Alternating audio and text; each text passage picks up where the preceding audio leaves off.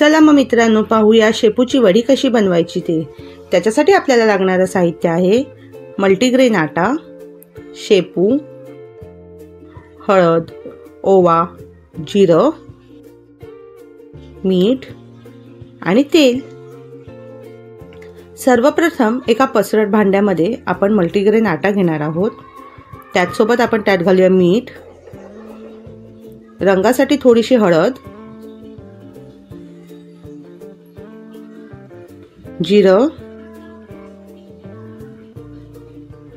आणि ओवा। हे सगळे जिन्नस घालून झाल्यानंतर आपण त्यात टाकणार आहोत शेपू। शेपू मी धुवून बारीक चिरून घेतलेला आहे। आता हे सगळे जिन्नस आपण मिक्स करून घेऊया।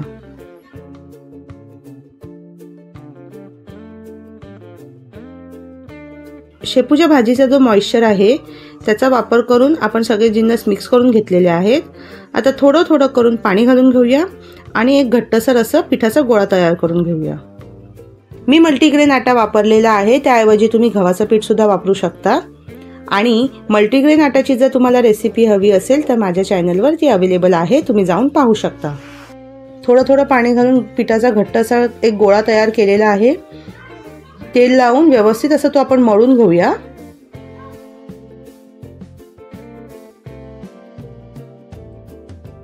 व्यवस्थित सारखं मळून घ्यायचं आहे। पहा किती व्यवस्थित असा पिठाचा गोळा मळून तयार आहे।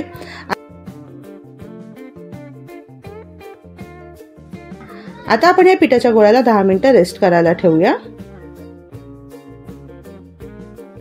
आपण अळूवडीसाठी कसं अळूवडीचं पीठ वाफवून घेतो तसेच आपण आता हे सुद्धा पीठ वाफवून घेणार आहोत। त्याच्यासाठी मी एका भांड्यात पाणी गरम करायला ठेवलं आहे आणि वरच्या जाळीच्या भांड्याला तेल लावून घेतलेलं आहे।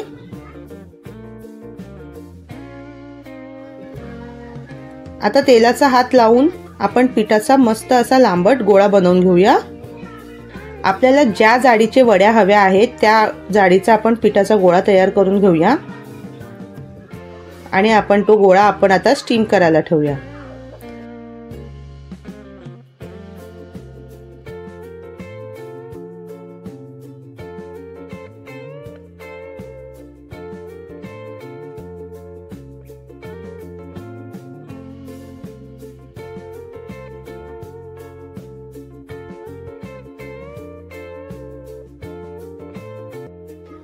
पहा माझे गोळे तयार आहेत। आता आपण हे भांडं गरम पाण्यावर ठेवूया। गोळे वाफवायला तयार आहेत, तर चला आपण हे गोळे वाफवून घेऊया। हे गोळे कमीत कमी 8 ते 10 मिनिटं वाफवून घ्यायचे आहेत। चला गॅस बंद केलेला आहे। बघा किती व्यवस्थित असे गोळे वाफलेले आहेत। आपले गोळे वाफून तयार आहेत की नाही हे बघण्यासाठी बघा मी चाकूचा वापर करून एकदा प्रेस करून बघत आहे। पूर्ण क्लीन चाकू निघत आहे, म्हणजे आपले गोळे तयार आहेत। आता आपण हे गोळे मस्तपैकी थंड होऊ देऊया। गरम गरम गोळे जर आपण कापायला गेलो तर ते तुटण्याची शक्यता असते, म्हणून व्यवस्थित गार झाल्यानंतर आपण आता हे कापून घेऊया। ज्या जाडीचे गोळे तुम्हाला हवे आहे तुम्ही त्या जाडीच्या हिशोबाने तुम्ही गोळे कापून घ्या। चला मग आपण त्याच्या फोडणीची तयारी करूया। तर आपल्याला फोडणीसाठी लागणार आहे कापलेली वडी, त्यासोबत लाल तिखट, हळद, चिरलेले लसूण, शेंगदाण्याचा कूट, कढीपत्ता, हिंग, राई, जिरं, तीळ। सर्वप्रथम एक खोलगट तवा आपण तापवून घेऊया। त्याच्यात फोडणीपुरतं तेल असं घेऊया, कमीत कमी 2-3 चमचे इतकं।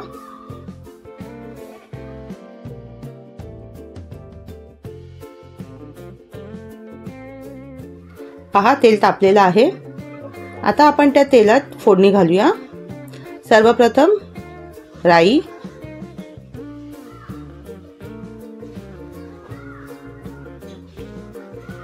पहा राई तडतडली आहे मस्तपैकी।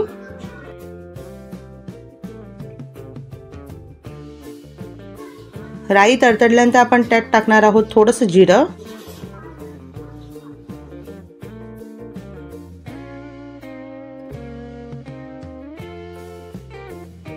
जिरा आणि राई परतून घेतल्यानंतर आपण त्यात टाकणार आहोत बारीक चिरलेला लसूण, त्याचसोबत कढीपत्ता, ते सुद्धा आपण परतून घेणार आहोत। आपण 1 ते 2 मिनिटं लसूण व्यवस्थित परतून घेणार आहोत, जेणेकरून त्यातला कच्चेपणा निघून जाईल.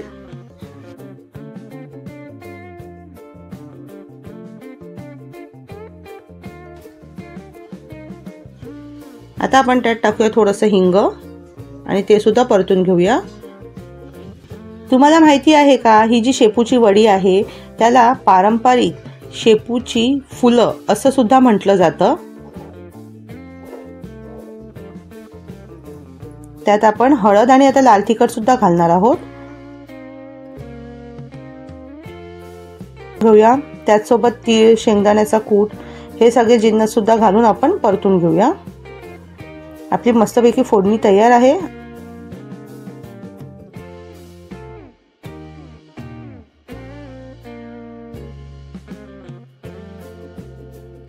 आता आपण त्यात वाफून कापून घेतलेले शेपूची वडी घालणार आहोत. सगळे जिन्नस व्यवस्थित असे मिक्स करून घेऊया. पहा, आपली फोडणीतली शेपूची वडी तयार आहे.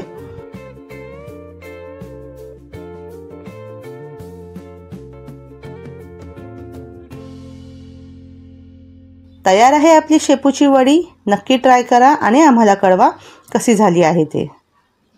तर चला